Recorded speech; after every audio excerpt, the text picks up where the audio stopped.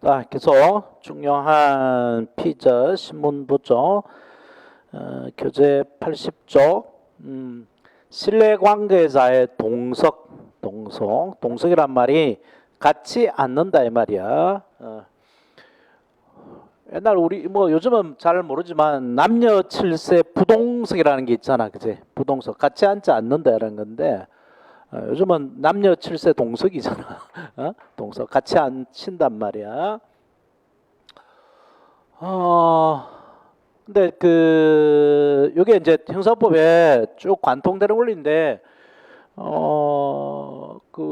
여기, 피의자 신문 과정뿐만 아니라 나중에 영장실질심사하거나 피고인 신문하거나 다 똑같아요. 그래서 범인의 경우에 피의자가 되거나 피고인 범인의 경우에는 신뢰관계자 동석은 임의적 동석만 있어요. 임의적 동석. 즉, 수사기관이나 재판하는 법원 판사가 얘는 아버지나 누구 친척이나 형이나 누가 와서 또는 아들이 와서 같이 앉아서 재판을 해야 되겠다. 그렇게 판단이 들 때 수사기관, 재판기관의 임의에 따라서 동석시킬 수도 있고 안 시킬 수 있는 이런 것만 인정이 된다고. 지금 이제 몇 년 된 사건에서 잘 모르겠는데 상주에서 농약탄 사이다 마시게 해가지고 주민 몇 사람 죽인 사건이 있었잖아, 그지? 그 할머니가 나중에 이제 나올 텐데 박 할머니라는 사람이었어요. 아직도 이해가 안 돼. 나 처음에는 아닌 줄 알았어. 아닌 줄 알고 있는데 대구 지방법원 합의부에서 했는데 그 배심 재판을 했단 말이야. 그 배심원이 전부 다 유죄라고 했고 판사도 유죄 맞다고 했고 그때 무기징역이 나왔었죠. 고등법원으로 올라갔는데 여기도 유죄, 대법원 올라갔는데 유죄 나왔어요. 그래서 무기징역 맞는 것 같은데 확정이 돼버렸어. 근데 이 할머니 당시 나이가 83세인가 4세인가 그래. 지금 그럼 7세 가까이 됐을 텐데. 귀가 멀어서 잘 들리지도 않아. 그래서 수사받거나 재판받을 때 이 아들이 옆에 앉아서 계속 말을 전해줬어요. 이렇게 물으면 귀가에다 큰 소리를 이야기해줬다고. 뭐라고 묻는데 뭐 엄마 그랬어요 안 그랬어요 이렇게 물었단 말이야. 그게 의미적 동석입니다. 근데 이제 이번에는 이제 피해자단 말이에요. 피해자 참고인으로 조사를 받거나 증인으로 조사할 때 피해자의 경우는 동석을 시킬 수도 있지만 아주 어린애다. 피해자가 6살, 5살밖에 안 돼. 이러면 혼자 수사받기 힘들죠, 그죠? 엄마나 뭐 아버지 같이 옆에 와야 되잖아, 그지? 그래서 그럴 경우에는 반드시 동석을 시킵니다. 필요적 동석도 있어요.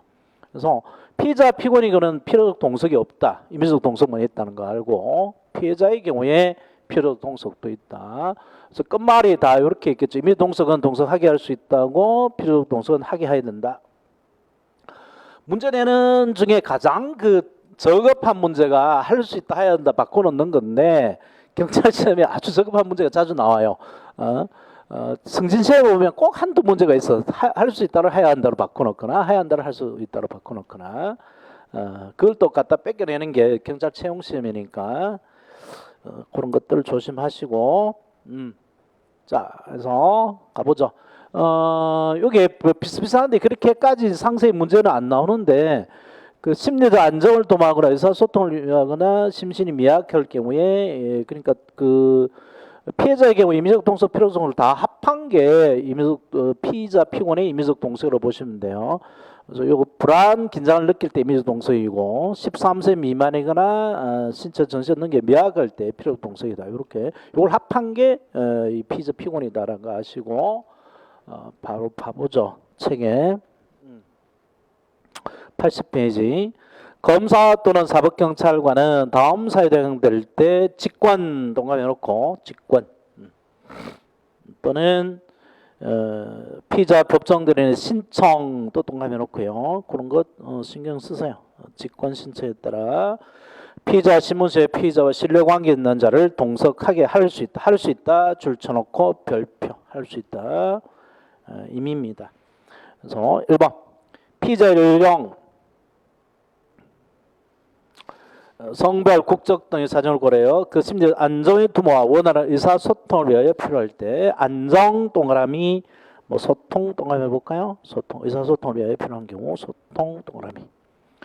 2번 피해자가 신체적 정서적 장애로 사물을 변별하거나 의사를 결정할 능력이 미약한 때 장애 동그라미 장애 동그라미 미약 동그라미 그런 게 나온단 말이죠. 안정, 의사소통, 장애, 뭐 미약 이런 걸 때 그런 대표적인 키워드를 뭐 두자 세자 정도 해놓으면 나중에 빨리빨리 떠오른다고. 자, 그 다음에 아주 많이 나왔습니다. 판례, 별표 한 4개 놓으세요. 2017년 1월에 한번 1차에 한번 나왔던 시험 같은 문제 같은데 박할머니가 이제 뭐 기도 먹고 말도 잘 못하니까 답답할 거 아니에요, 그죠? 그러면 옆에 있던 아들이 대신 말할 수 있느냐 이건데 해서는 안 돼요. 실효 관계자가 대신 답변해서는 안 됩니다. 피의자 신문할 때 경찰이 피의자 신문을 할 때 피의자가 이제 박할머니단 말이야. 80 노인이야. 아들이 신뢰 관계자로 참석을 했는데 신뢰 관계자 아들이 대신 답변하면 안 됩니다. 근데 어쩌다 보니까 피의자 신문조서에 아들이 한 말이 여기에 기재되어 있어요. 박할머니 피의자 신문조서에 아들이 한 말이 여기에 기재되어 있어요. 옆에 보던 아들이 답답해서 했단 말이야. 그러면 이 신뢰 관계자 아들이 한 말은 피의자로서 한 말이야? 아니야? 피의자는 누구야? 박할머니잖아, 그지? 아들은 피의자로서 한 말이 아니죠, 그죠? 아니고 굳이 하자면 참고인일 뿐이지, 그지? 참고인일 뿐입니다. 그래서 이게 설사 피의자 신문조서에 기재되어 있다 하더라도 이 부분 아들이 한 말 부분은 피의자 신문조서로 취급해서는 안 돼요. 참고인 진술조서로 취급해야 됩니다. 뒤에 증거 파트에 가겠는데 진술조서라고 하면 100번 참고인 진술조서만을 말해요. 그래서 그 진술조서라는 말이 나오면 참고인 진술조서다라는 걸 아시고 시험에 아주 많이 나왔습니다. 자, 구체적 사안에서 피의자 신문 시 신뢰 관계자의 동석을 허락할 것인지는 원칙적으로 검사, 사법, 경찰관이 피의자의 건강 상태 등 사정을 고려하여 전에 따라 판단할 것이나 이를 허락하는 경우에도 동석한 사람으로 하여금 피의자를 대신하여 진술하도록 해서는 안 된다. 줄 쳐놓으세요. 아들이 할머니 대신 답변해서는 안 됩니다. 피의자 신문이 아니잖아, 그지? 동석한 사람을 하여금 대신해서 피의자를 대신하여 진술하도록 해서는 안 된다. 근데 하다 보니까 어떻게 돼 있었어요? 만약 동석한 사람이 피의자를 대신하여 진술한 부분이 조서에 기재되어 있다면 그 부분은 피의자의 진술을 기재한 것이 아니라 동석한 사람의 진술을 기재한 조서에 해당하므로 그 사람에 대한 진술 조서로서의 증거 능력을 취득한 요건을 충족하지 못하는 한 이를 유죄 증거를 사용할 수 없다. 자, 진술 조서 그러면 참고인 진술 조서를 말한다고. 그 위에 참고란 말을 첨가해 놓으세요. 참고인. 그 말이 없더라도 참고인 진술 조서로서의 증거 능력 인정 요건을 갖춰야 되고 밑에 피의자 신문 조서 X 해놓으세요. 피의자 신문 조서로 취급해서는 안 됩니다. 그렇게 시험에 많이 나와요. 동석한 사람의 진술을 기재한 조서도 그 사람에 대한 피의자 신문 조서를 증거 능력 요건을 취득의 요건을 충족하지 못하는 한 유죄 증거를 할 수 없다. 이렇게 진술 조서를 피의자 신문 조서로 살짝 바꿔서 출제한다고. 달라요. 참고인 진술 조서일 뿐이지 이 부분은 피의자 신문 조서가 아닙니다. 그럼 뒤에 증거 능력 인정 요건이 달라요. 그건 뭐 미리 이야기하면 힘들 테니까 안 할게요.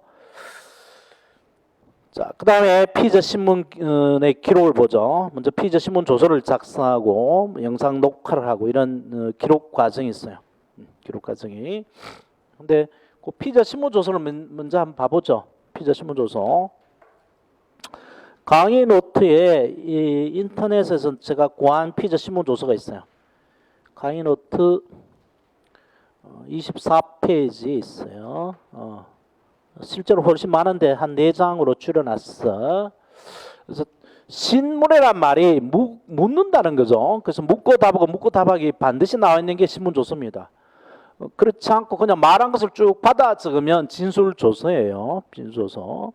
그래서 묻고 답하고 본 적 있습니까? 있습니다. 3억 줬습니까? 준 적 있습니까? 이렇게 해놓고 이제 마지막에 피의자 정준호 사법경찰관 강철중 이래서 이 수사받는 피의자하고 조사한 사법경찰관의 서명 또는 기명 날인이 있어야 됩니다. 기명 날인 또는 서명이 있어야 돼요. 자, 그래서 이제 봐봐요. 그래서 첫 번째, 여기 이제 숫자가 일련번호가 113페이지로 돼 있는데 그 전에 피의자 신문이 여러 번 해명해 왔다는 거죠. 113페이지니까 그 중에 하나입니다.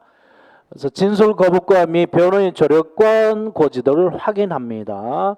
이거 먼저 해야 된다 그랬지, 그지? 진술 거부권 알려주고 피의자 신문서 변호인 참여권 알려주고 그래서 고지 받았는가요? 고지 받았습니다. 행사할 것인가요? 이거 딱 해놨어요. 이거 없으면 증거를 못 쓴다 그랬죠, 이디오는. 그래서 이거는 확인이 됐고, 자, 그다음에 첫 번째 피의자든 뭐 여러 개 있는데 이름부터 물었겠죠. 그건 이제 생략하고. 바로 붙어 있구나. 113, 114. 그러니까 앞에 그런 거는 이제 했다는 거지. 피의자는 형벌을 받은 사실이 있는가요? 없습니다. 최종 학력 경력은 뭐 했고 무슨 대학 졸업했는데 이거 지웠어요. 경력으로는 석궁 사건을 다룬 부러진 화살을 썼습니다. 그래서 이거 작가인가 본데 작가가 다른 작품 쓸 때에 누군가의 그 명예훼손, 출판물 명예훼손으로 기소된 것 같아요. 지금은 임정자 씨를 주인공으로 하는 책을 썼는데 그 임정자 씨가 누군지 모르겠는데 하여튼 고소를 한 것 같아요. 가족 관계는 어떤가요? 국가로부터 뭐 훈포장 받은 사실 온갖 걸 다 묻네. 정당 사회단체 가면 이 쓸데없는 걸 왜 물을까요? 종교는 무엇인가요? 건강 상태는 어떤가요? 재산 월수입 관계는 어떤가요? 이런 걸 왜 묻죠? 그 다음에 이제 본격적으로 묻네. 본 사건의 임정자 씨를 알고 있는가요? 뭐 친인척 관계 있는가요? 알게 된 경위가 뭐 어떻게 된가요? 고소인을 알고 있는가요? 뭐 알게 된 경위가 뭐예요? 와, 온갖 걸 다 묻습니다. 협박한 사실 있는가? 자, 그래서 쭉 묻는데 중간중간에 뭔가 있는 게 있죠. 중간에 보니까 도장이 하나씩 찍혀져 있어요. 도장이. 그리고 양옆에 도장이 또 찍혀져 있죠. 그죠? 양옆에. 그래서 요 중간에 찍혀져 있는 거는 요거는 수정을 요구했을 때 수정했다는 거, 잘못 썼으니까 수정했다는 거고, 그걸 또 확인하기 위해서 도장이 찍혀져 있는데 양옆에 찍혀져 있는 게 이게 뭘까? 이렇게 찍혀져 있는데 다 공통되지만 이거 도장을 잘못 찍었는지 왜 밑바닥만 이렇게 나왔죠? 밑부분만? 밑부분만 이렇게 나와요. 왜 그럴까요? 자, 요거는 이 반을 접었다는 겁니다. 밑에 반장하고 위에 반장을 겹쳐가지고 이렇게 반을 접어서 도장을 찍어서 접어서 찍었기 때문에 밑에는 여기 나와 있고 위에 도장 윗부분은 윗장 뒷면에 찍힌 거죠. 그래서 이렇게 도장을 찍은 것을 뭐라고 하느냐? 사이사이에 종이하고 종이 사이에 찍었다 그래서 간인을 그래요. 옆에 써놔봐. 거기다가 간인 사이간자입니다. 인이 도장인이고요. 사이에 도장을 찍었다는 거죠. 이거 왜 찍을까요? 계약서 써본 사람이면 다 알아요. 계약서의 경우 항상 간이네요. 이걸 몇 장을 빼버리면 조작할 수 있으니까 그 조작 못하게 한 겁니다. 순서를 못 바꾸게. 간인이고요. 그리고 제일 마지막에 끝나면 마지막에 이게 나오죠. 진술자 아무게 나오는데 자기 이름이니까 이게 인터넷에 올리면서 자기 이름을 지었어요. 그래서 이게 돼 있고 그 다음에 2010년 7월 30일이고 사법경찰관 경사 뭐라고 읽어야 되는지 모르겠어요. 이상군 여기 있구나. 이상군이고 그 다음에 사법경찰리 경위라고 읽어야 같은데 경위 이민국 인데 자 여기 이렇게 사이에 찍힌 것이 간인이고요. 간인이고 여기에 경사 암흑이라고 타이핑이 되어 있죠. 그죠? 위에는 그죠? 이상국인가 타이핑이 되어 있고 도장이 찍혀져 있으면 요거는 기명날인입니다. 기명날인. 기명이라는 게 이름이 기재되어 있다는 거죠. 타이핑이 되어 있고 날인, 인이 도장이라 그랬죠. 도장을 날이 누르다는 겁니다. 눌러 찍었다는 거죠. 날인. 날인이고, 그 다음에 손으로 쓴 이름이 있죠. 손으로 쓴 거. 이게 서명입니다. 서명. 서명이고 날인도 돼 있어요. 근데 옛날에는 김영날인, 서명날인 둘 다 들었는데 지금은 서명하면 날인이 필요 없어요, 사실. 김영날인 또는 서명하도록 돼 있어요. 김영날인 또는 서명. 우리 요즘에 그 서명 거의 안 돼. 저 카드 쓰면 카드 저 뭐야? 요즘은 다 저 패드로 하는구나. 쓰잖아요. 서명을 자꾸 사인으로 착각하는데 사인은 아닙니다. 사인이 아니고 자기 이름을 쓰면 돼요. 이름. 그래서 은행에 가면 자서한다 그러죠. 자기 손으로 쓴단 말이에요. 자기 이름을 자기 손으로. 서명하면 도장이 필요 없습니다. 기명할 때 이제 날인하는데 날인은 도장으로 하는데 도장 요즘에 거의 안 하죠. 안 하고 이제 이거 지문을 이걸 찍는데 이게 무인 손가락 무자를 써서 무인이라고 그러죠. 무인을 찍는다. 무인. 이것도 손에 묻히기 하니까 그냥 자기 이름 자기 손으로 쓰면 됩니다. 자, 그래서 여기서 이제 중요한 얘기가 이게 없으면 간인 김영날이나 서명 이게 없으면 요 진술자 아무개 내가 작가 이름을 알아봐야 되겠는데 이 사람의 피의자 신문조서라고 할 수가 없죠, 그죠? 그래서 요게 없으면 저 신문조서는 아예 증거를 못 씁니다. 요게 없으면 요 세 개 중에 뭐 하나, 두 개 중에 요 두 개는 뭐 김영날이나 서명 둘 중에 아무거나 있으면 되는데, 근데 요거는 이 경찰관이 그 법이 바뀐 지 3년, 2007년도 얘기 바뀌었는데 법이 바뀐 지 3년이 지났는데도 옛날 관행에 따라 그냥 한 거야. 이름도 쓰고 도장도 찍고 이름 썼으면 여기 이름 자기 손 썼으면 도장 안 찍어도 되는데 관행에 따라 그냥 한 것 같아. 늘 해왔으니까 그렇게. 자, 그래서 피의자 신문조서 이게 쭉 다 쓰면 이 몇 페이지예요? 피의자 신문조서 15페이지 얼마 안 됐구나. 14 아니구나. 끝이 124페이지니까 한 10페이지가 되잖아요. A4 용지로 10페이지가 넘는 피의자 신문조서를 작성하고 그걸 줍니다. 조서 읽어보라고 그러는데 그 변호사한테 코치를 받거나 옆에 변호사가 앉아 있으면 그걸 둘이 변호사하고 꼼꼼히 검토해요. 내가 한 말대로 쓰여져 있는지. 박근혜 전 대통령도 조사받을 때 10몇 시간 조사받고 다시 피의자 신문조서 검토하는데 7시간 검토했다 그랬잖아, 그지? 내가 한 대로 그대로 돼 있나 안 돼 있나? 그래서 그걸 마지막에 열람을 보여주고 또는 그 글자를 못 읽으면 낭독해 줍니다. 그래서 네가 말한 대로 내가 타이핑 해놨나 그걸 확인해요. 열람 낭독하고 마지막에 이제 간인하고 김영날인 서명하는데 여기서 중요한 얘기가 열람을 안 시켜줬다, 낭독을 안 시켜줬다 그러더라도 증거를 씁니다. 그게 조작됐는지 안 됐는지는 여기서 확인하는 게 아니고 여기서 확인하면 되니까 도장 찍을 때 확인하면 되니까. 그래서 간인의 김영날인 서명을 안 했다 그러면 이거는 증거를 못 써요. 증거된 게 없어요. 자, 그런 거 기초적으로 하시고 뒤에 증거 파트에서 다시 나오니까요. 그때 같이 보시고요. 그 다음에 시험에 아주 많이 나왔던 게 있습니다. 81쪽 방갈로 1번 피의자 진술의 영상 녹화. 여기도 별표 한 4개 나오세요. 뭐 한두 번 알아두면 해결되는 건데 아주 자주 나오고 깜빡해버려서 틀릴 수가 있는 부분입니다. 피의자 진술을 영상 녹화한다.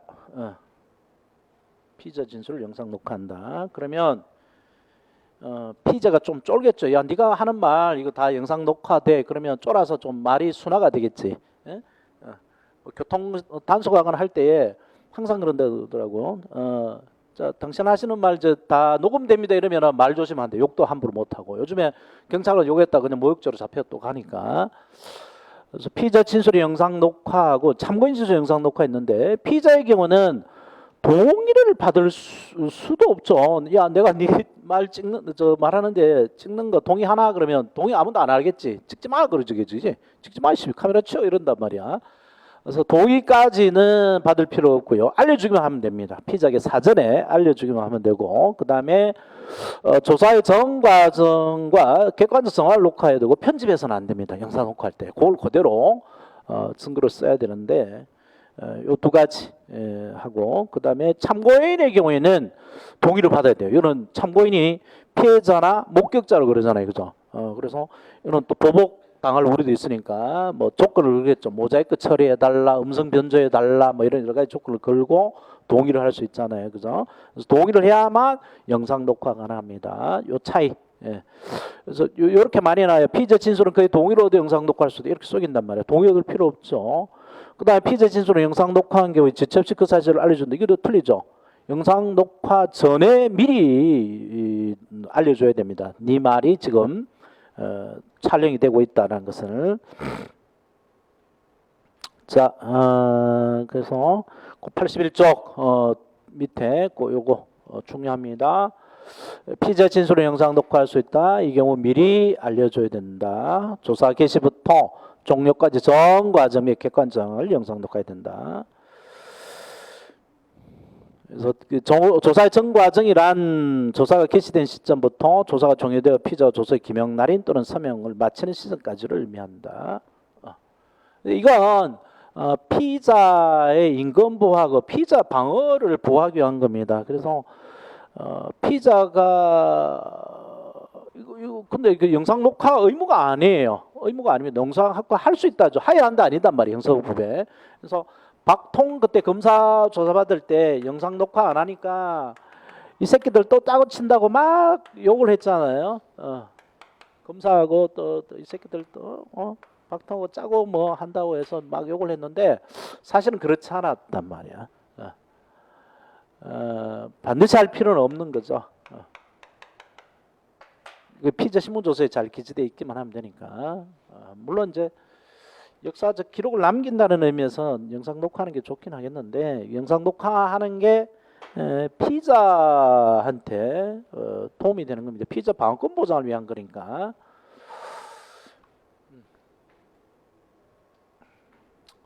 자, 그 다음에 영상 녹화 관련된 때는 지체 없이 봉인하고 기명날인 서명해야 됩니다. 그런데 이때 요구가 있으면 영상 녹화물을 재생해서 시청해야 되고요. 그 내용에 대해 이의를 진술할 때는 그 취지를 기재한 서면을 첨부해야 됩니다. 또 그 취지를 취지를 또 영상 녹화할 필요가 없어요. 그런 게 또 출제가 됐어요. 노랗게 된 부분 빨리 줄치세요. 그 내용에 대해 이의를 하는 때는 그 취지를 기재한 서면을 첨부하면 됩니다. 첨부란 말이 갖다 붙인다는 거지.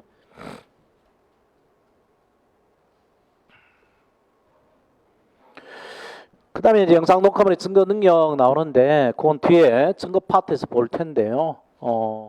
미리 이야기하면 그 피의자 신문 과정을 그대로 피의자 신문 조서에도 쓰고 영상 녹화도 뜨고 두 개 했잖아, 그지? 피의자 신문 조서에도 쓰고 영상 녹화도 떴는데 증거를 만약에 영상 녹화물을 증거로 내면 피의자 신문 조서는 어떻게 될까?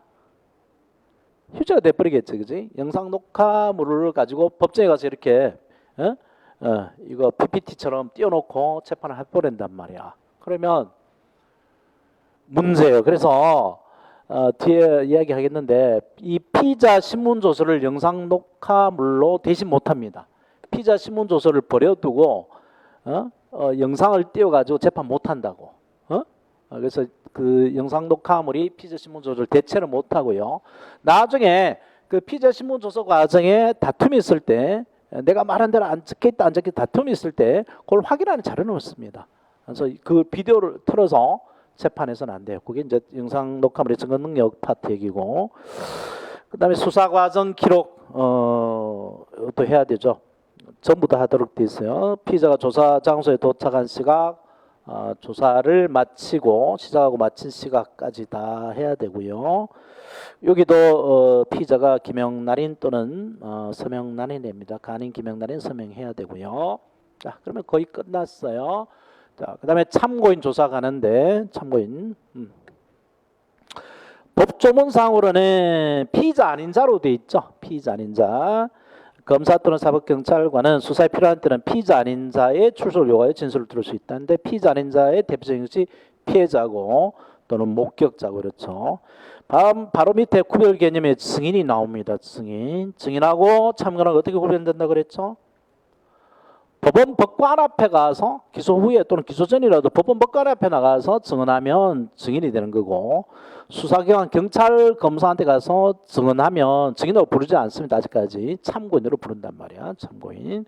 차이가 있느냐? 참고인하고 증인하고 큰 차이가 있었죠. 어떤 차이? 참고인은 수사에 협조할 법적 의무가 있어요, 없어요? 없다고 그랬죠, 그죠? 그래서 임의수사입니다. 참고인의 마음에 알려져 있지만 증인이 되면 재판에 협조해야 됩니다. 안 하면 끌려 나가요. 그래서 제일 큰 게 구인이죠. 수사 참고인은 구인이 안 되지만 증인이 되면 구인이 가능합니다. 증언 의무도 없어요. 그게 근본적으로 다르고.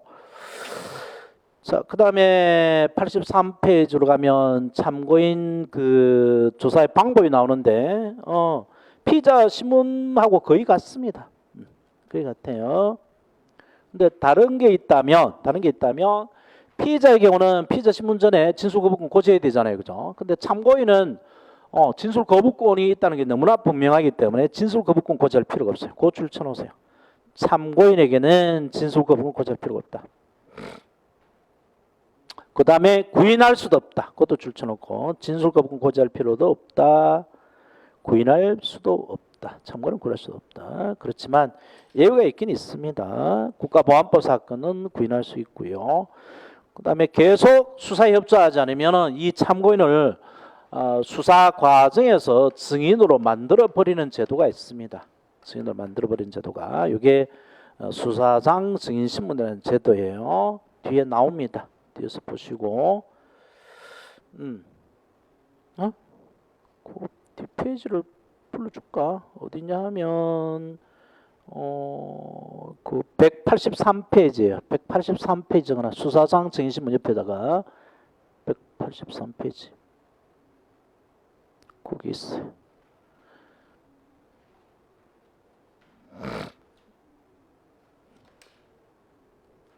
자, 그 다음에 신뢰관계 동석. 아까 바로 비교했었어야 되는데.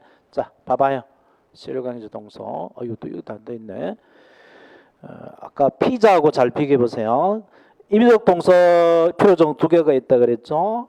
먼저 임의적 동석. 검사 또는 사법경찰관은 범죄를 한 피의자를 참고인에 신문한 경우에 참고인의 연령, 심리상태, 그 밖의 사정을 고려하여 참고인이 현저하게 불안 또는 긴장을 느낄 모르겠다. 불안 동그라미, 긴장 동그라미 해놓으세요.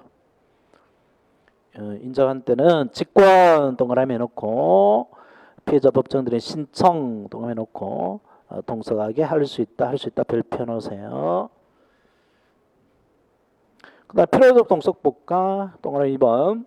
검사 또는 사법경찰관은 범죄로 인한 피해자가 13세 미만이거나 13세 동그라미 해놓고 신체적 정서적 장애로 장애 동그라미 해놓고 사물을 변별하거나 의사를 결정하는 게 미약한 경우 미약도 동그라미 해놓고요. 경우에 수사에 지장을 초래할 우려가 있는 등 부득이한 경우가 아닌 한 부득이한 경우 줄 쳐놓으세요. 이 예외가 있습니다. 부득이한 경우가 아닌 한 피해자와 신뢰관계 있는 자를 동석하게 해야 한다 또 별표 놓고 그래서 의무이긴 한데 동석하게 해야 될 의무이긴 한데 예외 사유가 있다. 부득이한 경우라는 예외 사유가 있다는 것도 조심하시고 필요적 동석은 신체 인식 필요 없죠, 그죠? 법 조문에서 동석을 시켜야만 되는 게 원칙이니까. 그래서 그 피의자하고 잘 비교하시고요.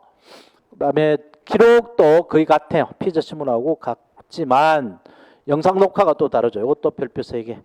방갈로 2번 참고인의 영상 녹화가 다릅니다. 그래서 참고인이 진술을 들을 때는 그의 동의를 얻어 줄쳐놓고 녹화할 수 있다. 나중에 증거 파트에 가서 또 쓰입니다. 그 다음에 그 변호사 시험에 이게 나와서 신경을 쓰게 만드는데 어떤 시험이든 경찰 시험은 기출 문제를 갖다 거의 다 뺏겨 쓰기 때문에 나오면 신경 써놔야 돼요. 언젠가 한번 등장합니다. 그래서 뒤에 그 참고에 들어가 있어요. 성폭력 피해자의 진술이 영상 녹화인데 성폭력 피해자가 19세 미만이거나 19세 미만 미성년자죠. 19세 미만 출처하세요. 19세 미만 19세 미만이거나 신체적 정신적 장애로 출처하세요. 신체적 정상회로 사물을 변별하거나 의사를 결정하는 능력이 미약한 경우 이건 이제 도가니법이 일종인데요. 피해자의 진술 내용과 조사 과정을 비디오 녹화기 등 영상 녹화물 녹화 장치로 촬영 보존해야 된다. 영상 녹화를 떼야 된다는 거죠. 피해자의 경우는.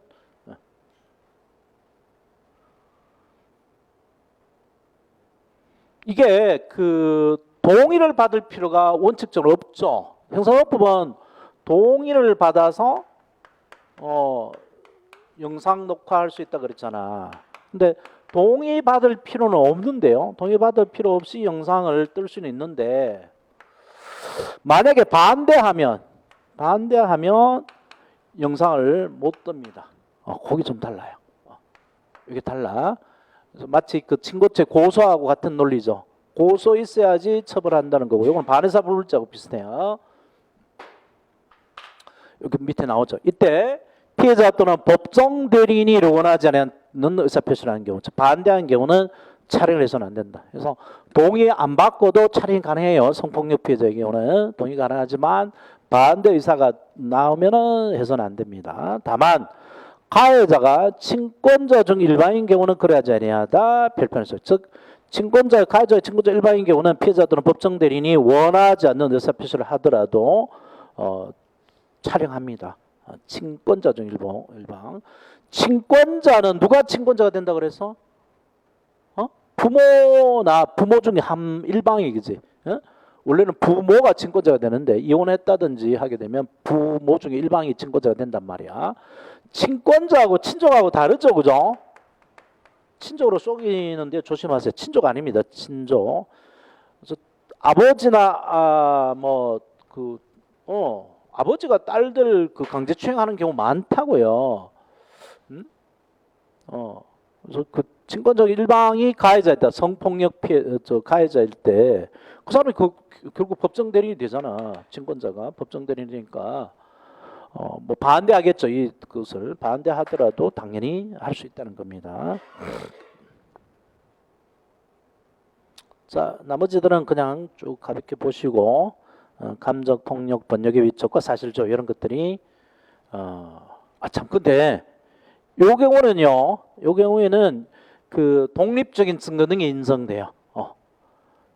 즉 피의자 신문 조서를 대체할 수 있습니다. 참고인 진술을 대체할 수 있어요. 참고인 진술 따라 안 쓰고 영상 녹화를 그냥 증거로 제출할 수 있습니다. 요거는 뒤에 어디냐 하면 뒤에 종합적으로 모아놨는데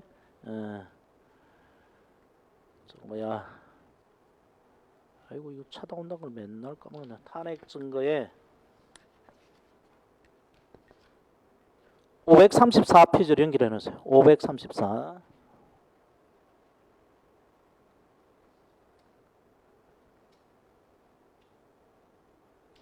(534페이지로) 연결을 해놔. 숫자만 써놔. 나중에 가서 내가 해줄 테니까 저기 뒤에.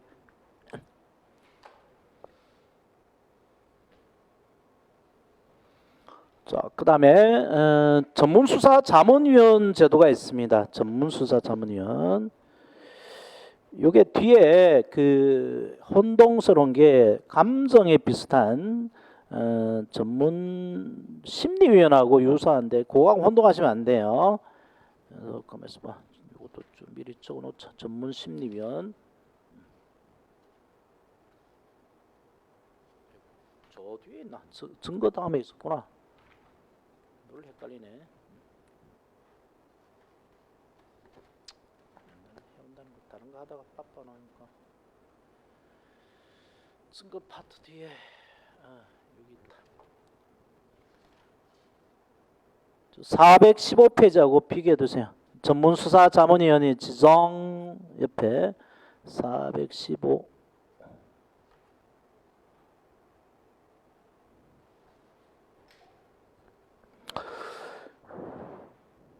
이 전문적 지식이 필요할 때에 판사가 아무리 뭐 똑똑하다 하더라도 전문 지식이 있을 수가 없잖아요. 그 첨단 산업 분야, 뭐 첨단 산업이라는 것이 요즘에 많이 나오는 거 뭐야? 뭐 핸드폰, 응? 이거 뭐 우리 기술 뺏겨갔다 안 뺏겨갔다. 요즘에 또 뭐 평창에서 나오는 뭐 5G 기술 이런 거 판사가 알래 알 수 없죠. 다 공부하지 않는 다음에. 그다음에 지적재산권, 뭐 노래, K-팝 누가 뭐 표절했다 이런 거 표절된지 안 된지 판사가 들어봐서 알 수 없죠. 그다음에 국제금융, 비트코인이 뭐 어떻게 형성됐냐 뭐 이런 거 모른단 말이야. 그래서 전문 지식이 필요한 사건에서 전문가의 그 조력을 받아서 충실하게 수사할 수 있도록 하는 제도가 이제 전문수사자문위원회인데 감정을 위촉해도 돼요. 근데 감정 위촉하기 힘들죠. 힘드니까 아예 그냥 수사위원으로 이제 데리고 오는 거죠. 채용하는 방법입니다. 자, 의의를 봐봐요. 검사는 줄쳐놓고요. 사법경찰관 수사 과정은 없어요. 검사만 있고요. 검사는 공소시효에 관련된 사실관계, 법률관계 아니고 사실관계를 분명하게 위하여 필요한 경우에는 직권 동감해놓고 또는 피의자나 변호인의 신청에 의하여 전문수사 자문위원을 지정하여 자문을 들을 수 있다. 별표해놓으세요. 의무는 아니라는 거죠. 여기에 피해자의 신청은 있을 수가 없습니다. 피해자 신청 없다는 것도 조심하시고, 이 말은 뭐냐니까 LG하고 뭐 삼성이 뭐 분쟁이 났어요. 지적재산권에 대해서 분쟁이 났다고. 그때에 주로 LG가 피해자가 많이 되나? 삼성이 더 세지. 가해자가 됐다. 그러면 이쪽이 이제 피해자가 되는 거죠. 피해자가 되고 이쪽이 피해자가 되는 건데 전문가를 누구를 내세우는 것에 따라 다르단 말이야. 전문가를. 그래서 자기 측 인맥이 있냐 이쪽 인맥이 있냐 이게 따라서 이제 다를 텐데 여기 그 전문수사 자문위원이라고요. 자문위원. 그래서 이 피의자 측에서 아무 개를 전문수사 자문위원으로 지정해 달라라고 신청할 수 있단 말이에요. 피해자는 신청 못 한단 말이야. 피해자는 검사가 직권을 하는 거죠. 검사가 피해자 측 입장을 뭐 옹호해 줄 전문가는. 자, 그다음에 지정 절차, 가로 2번 전문수사자문위원을 수사 절차에 참여시키는 경우에 검사는 각 사건마다 1인 이상입니다. 1인이 아니에요. 1인 이상 사건이 복잡할 때 여러 사람을 지정할 수 있죠. 지정하고 지정을 취소할 수도 있습니다. 그래서 전문수사 자문위원 지정은 피의자 또는 변호인의 신청에 의해서도 할 수 있다는 것들 조심하고, 그다음에 여기에 대해서 다툼이 있으면 요건 다른 시험에 나왔어요. 이거 피의자 또는 변호인은 검사의 전문수사 자문위원 지정에 대하여 관할 고등검찰청 검사장에게 이의를 제기할 수 있다. 고등법원이 아닙니다. 고검장한테 이의를 제기할 수 있어요. 별표 놓으세요. 고검장에게. 그 다음에 참여 방법. 전문수사 자문위원은 전문적 지식에 대한 설명 또는 의견을 기재한 서면을 제출하거나 전문적 지식의 설명이나 의견을 진술할 때 서면 동그라미 진술 동그라미. 서류로 써내는 게 좋은데 나와서 그냥 그 수사 과정에 나와서 진술할 수도 있다는 거죠. 그 다음도 중요합니다. 전문수사 자문위원 설명 의견 진술에 관하여 검사는 피의자 또는 변호인에게 서면의 의견 진술 기회를 주어야 한다. 피해자가 아닙니다. 피의자 변호인이에요. 주어야 한다. 별표 넣으시고요. 줘야 한다. 의무입니다.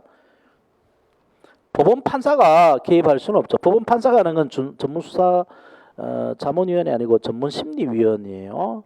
뒤에 가서 나오고요. 자, 여기까지가 임의수사입니다. 임의수사. 그래서 피의자를 불러다가 조사를 하고 참고인을 불러다가 조사를 하고 이런 것들이 임의수사들이죠.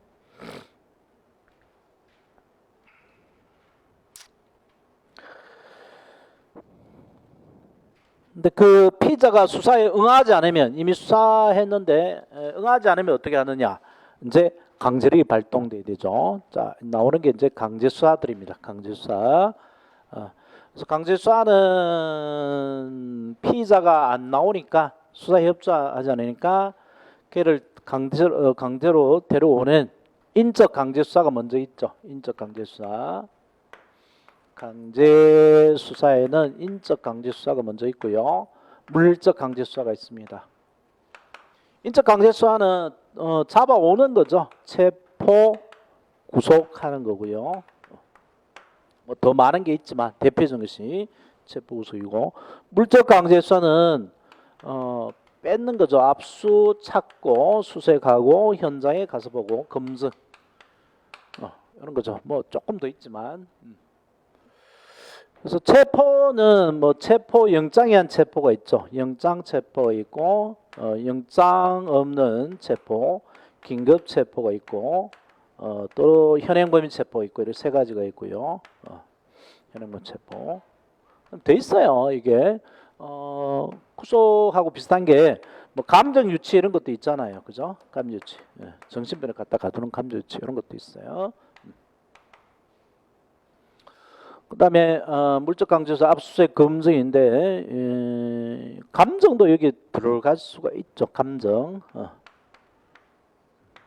그래서 압수는 뺏어가 버리는 거, 수색은 옷이나 뭐 집 찾는 거고, 검증은 현장 검증을 생각하시면 됩니다. 사고 현장, 그걸 보는 거죠. 현장 검증, 보는 것에 초점이 있는 겁니다. 보는 거, 이런 것들이 강제 수사예요.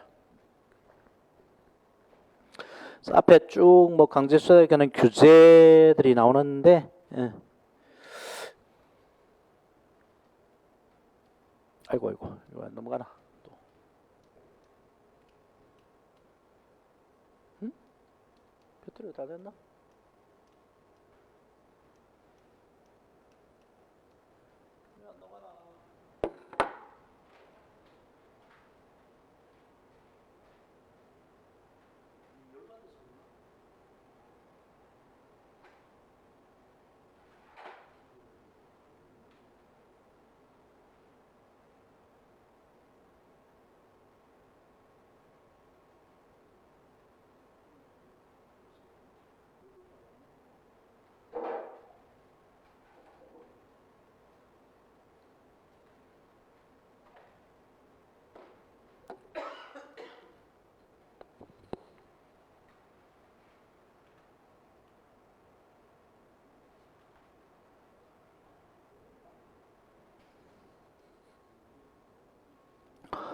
자, 거기 흐름 하나 하세요. 여기 문제 하나 안 되는데 이론적인 거라서 강제 수사하고 임의 수사를 가리는 이유가 뭐 지난번에 임의 수사 할 때 했지만 강제 수사가 되면, 강제를 보게 되면 법에 정해놓은 것으로만 가능하다 그랬죠, 그죠? 법에 정해놓은 대로만 가능하고, 그 다음에 다시 판사의 법원의 영장을 받아와서만 할 수 있습니다. 그래서 두 가지 통제가 가해지는 거죠. 강제수사 보게 되면. 그래서 법정주의, 영장주의에 지배를 받게 돼요. 체포 구속해오거나 압수수색 검증하거나 감정 유치하거나 감정할 때는 이런 통제가 있고, 임수사는 그런 통제가 없단 말이죠. 그래서 되도록이면 임수사로 자꾸 도망을 간다 그랬죠. 수사기관은. 두 가지 제한이 있는데 이 중에 가장 중요한 게 바로 영장주의고요. 그래서 영장주의를 별도로 해놨어요. 87페이지 3번 영장주의 이렇게 해놨는데 이게 굉장히 중요한 뼈대가 됩니다. 굉장히 중요한 뼈대가. 영장주의 봐보세요. 영장주의라 법원 또는 수사기관이 형사 절차에서 강제 처벌하기 위해는 법원 또는 법관이 발부한 적법한 영장에 의해야 된다는 원칙을 말한다. 영장이 바로 영어의 워런트죠. 워런트. 헌법에도 근거했습니다. 체포 구속 압수수색할 때는 적법한 절차에 따라 검사의 신청에 의하여 법관이 발부한 영장을 제시해야 된다. 그래서 헌법상 영장 청구권은 검사에게만 있다라고 하는 것들 조심하시고, 영장주의를 만든 이유가 뭘까요? 왜 만들었을까? 결국 국민의 인권 보장을 위한 겁니다. 인권 보호를 위해서 함부로 수사기관이 범죄자도 국민이니까 국민의 인권을 침해한 것을 막기 위한 거죠. 자, 그래서 강제 처벌에만 적용됩니다. 자, 그 안에 판례가 있어요. 판례. 이게 내가 추가해 줄 판례가 또 하나 생기긴 했는데 나중에 추록을 드릴 텐데 이게 뭐냐 하니까 요 판례 별표 한 3개 넣었어요. 여러 시에 나왔어요. 마약을 직구를 해요. 어떤 놈이 피의자로 하면 그렇구나.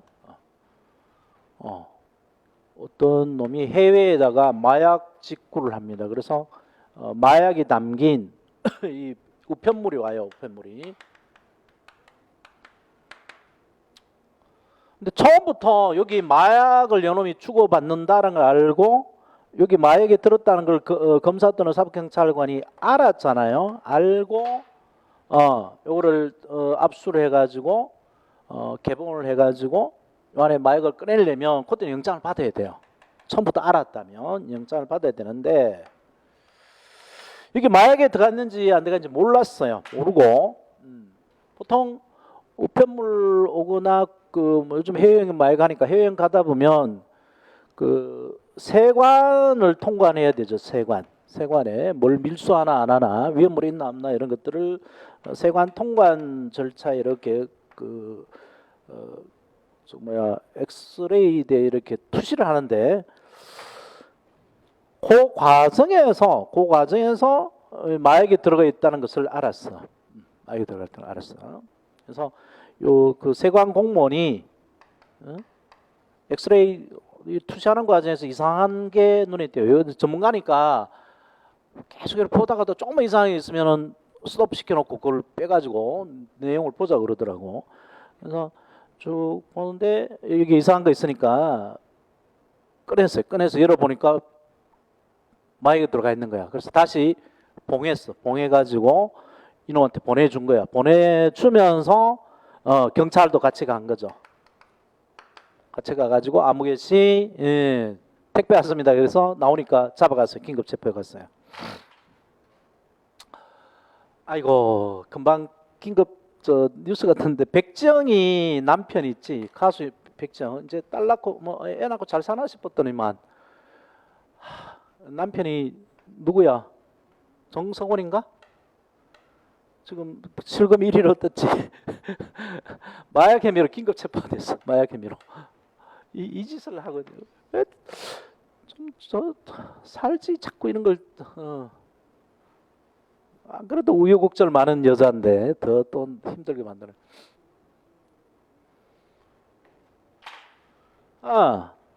그래서 얘가 이제 잡아다가 구속을 시켰는데 얘가 이제 따진 거야. 이 새끼들 어떻게 이걸 알았을까? 내가 마약을 이렇게 우편물에다가 배달한 것을 어떻게 알았을까? 그래서 뭐 수사 과정에서 물어보니까 이 세관 과정에서 통관 과정에서 엑스레이 투시하다가 봤다는 거야. 그러면 따지는 거죠. 이 새끼들 왜 영장 받아오고 이거 압수한 거예요? 영장 안 받아오고 압수한 거예요? 따졌단 말이에요. 영장을 안 받았다고. 그러니까 이제 영장 없이 했으니까 증거를 못 쓴다고 이제 주스 들은 거 있어가지고 영장 없이 했으니까 증거를 못 쓴다고 따졌거든. 근데 대원 판례가 처음부터 알았다면 마약이 있다는 걸 알았다면 영장을 받아서 열어봐야 되는데 이거는 범죄를 수사를 하기 위한 게 아니고 세관 과정에 통관 과정에 이 내용을 들여다보기 위한 것이기 때문에 영장이 필요 없다라고 했어요. 자, 그 논리들을 잘 보시죠. 요 판례 역시 논리. 행정기관이 행정작용을 위하여 필요한 정보나 자료 등을 얻기 위하여 행하는 권력적 사실행위인 행정조사. 요 줄쳐놓으세요. 권력적 사실행위 행정조사. 많죠. 권력적 사실행위인 행정조사 속에. 그 식품위생검사로 들어가잖아. 식품위생검사로. 영장 받아서 가. 원산지 단속하는데 영장 받아서 하지 않는단 말이야. 그거와 똑같다고 봤어요. 권력적 사실행위인 행정조사에는 영장이 적용되지 않으므로 일단 내용적으로 이론적으로 중요하고 우편물 통관 검사 절차에서 세관 공무원이 압수수색 영장 없이 우편물에 대해서 임의 개봉하여 그 내용을 성분 분석하였더라도 위법하다고 볼 수 없다. 이것도 볼 수 없다. 그리고 나중에 추록을 줄 텐데 이런 게 아니고 처음부터 범죄임을 알고 검사의 위탁에서 세관 공무원이 압수했다면 그 영장을 받아야 된다라고 하는 게 있어요. 자, 그 다음에 영장주의 내용으로 가보죠. 88조 영장주의 내용. 중요합니다. 별표 3개 넣으세요. 영장주의 내용. 그 그림, 요 영장주의 내용을 그림으로 만들어 놓은 게 있는데, 가이노트 30페이지에 판서가 되어 있어요. 가이노트 30페이지 판서 노트 펴고, 자, 수사기관이나 법원이 범죄인도 국민이란 말이야. 국민을 체포 구속한다. 즉 자유를 제한하는 거죠. 자유를 제한하거나 압수수색한다. 재산권의 제한을 할 때에는 수사기관, 경찰, 검사 지 마음대로 해서는 안 된다는 겁니다. 안 되고 판사의 영장을 받아와라. 법원 법관의 영장을 받아와라. 이게 바로 영장주의죠. 영장을 받아오는 말은 법원 법관의 허가를 받아오라. 그래서 영장이 허가장입니다. 허가를 받아오라는 거고, 이 차이가 뭐냐면 법원 법관은 제3자의 입장에 있죠. 공평한 제3자의 입장에서 누구 말이 맞는가라는 것인데, 과연 그런지, 우리 대한민국 사법부가 그런지 참 이재용 사건을 보면서 굉장히 회의가 들죠. 1심 법관 벌써 사표 냈다 그러더라고. 1심 법관부터가 의심을 받고 있죠. 1심 법관이 이재용한테 징역 5년 선고했는데 이게 집행유예를 위한 큰 그림이었다라고 했잖아. 2심에서 이걸 반을 깎아줄 수 있도록 한 거죠. 반을 깎아주면 2년 6개월이 되니까. 그러면 3년 내에 들어가니까 집행유예 가능하단 말이에요. 이게 재벌들의 공식이죠. 재벌들의 공식. 공식이 하나도 안 엇나고 그대로 밟아가지고 그대로 피해자로 만들어가지고 뇌물 준 사람을.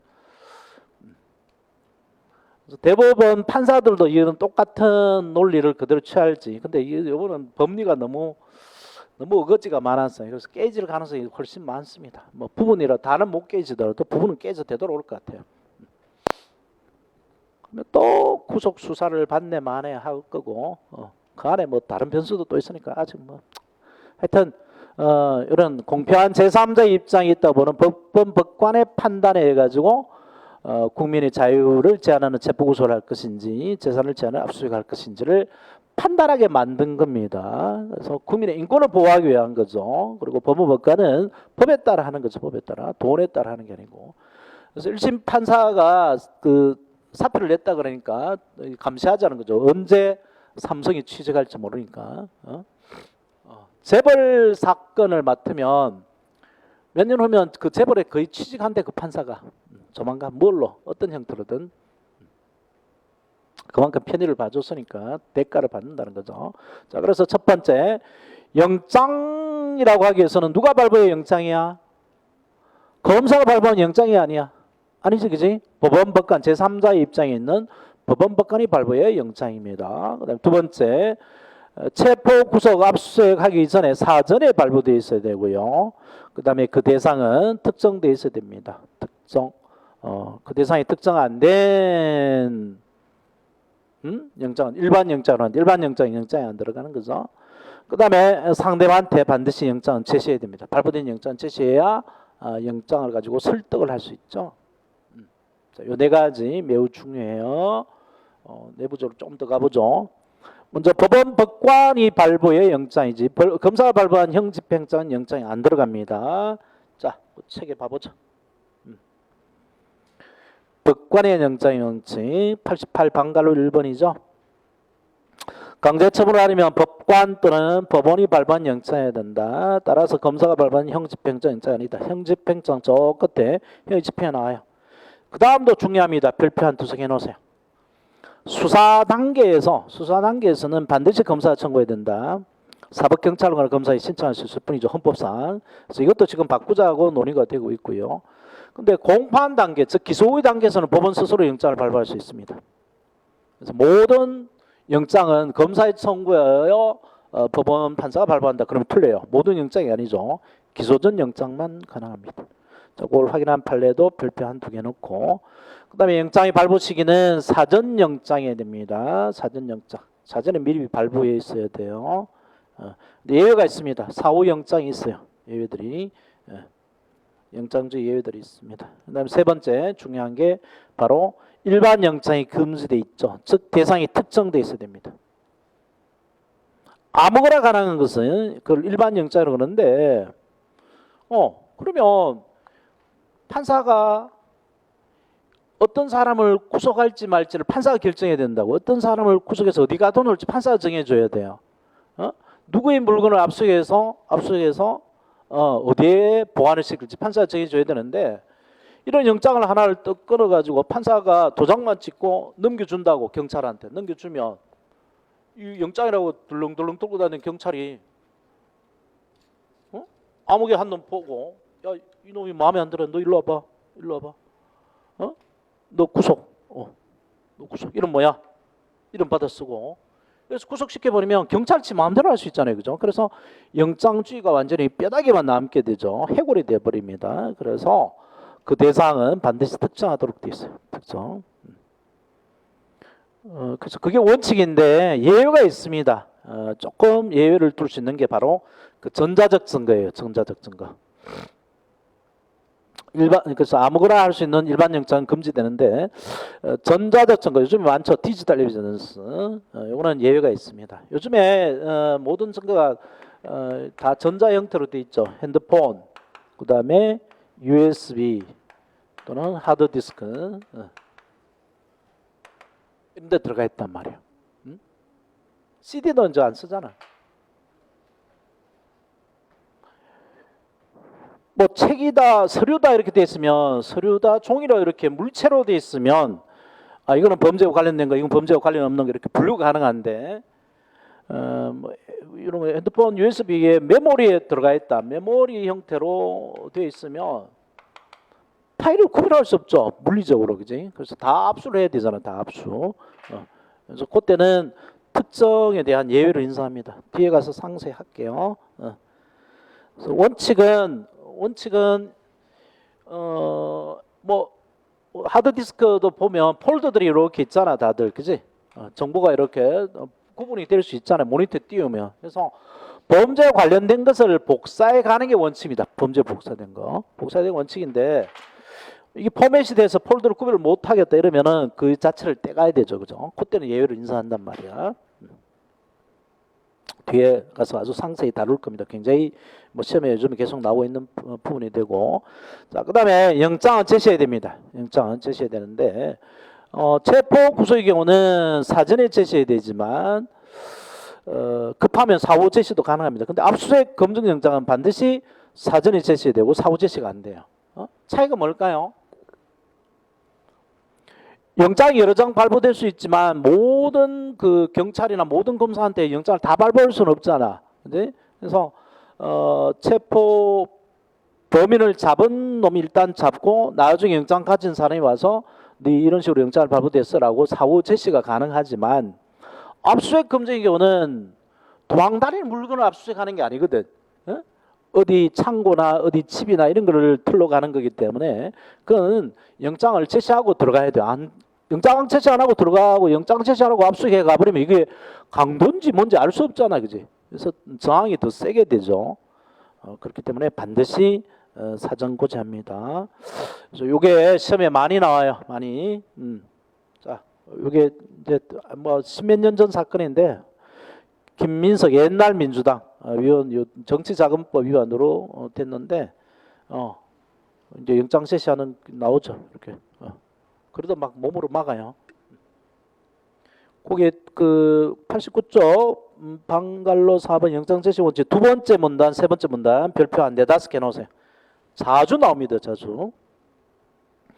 체포 구속영장을 집행함에 있어서 영장을 소지하지 않은 경우에 급속을 하는 때는 피의자에 대하여 범죄 사실의 여지와 영장이 발부됐으면 고하고 집행할 수 있다. 다만 집행을 완료한 후에는 신속히 영장을 제시한다. 사후 제시가 되고 이게 긴급 집행 예외라 그런 겁니다. 긴급 집행 예외 사후 제시가 가능하죠. 그러다 압수수색 검증영장 집행은 이러한 긴급 집행 예외가 인정되지 않으면 반드시 영장 제시됩니다. 그래서 압수수색 영장을 집행함에 있어서 영장을 소지하지 않은 경우에 급속을 하는 때는 뭐 이렇게 나오면 틀려요. 그리고 이제 밑에 영장주의 원칙 예외들이 나오는데 안 읽으셔도 됩니다. 뒤에 나온 것을 요약해 놨을 뿐이니까요. 뒤에 돼 있고. 자, 그다음에 이제 체포로 넘어갈 텐데 쉬었다 하자.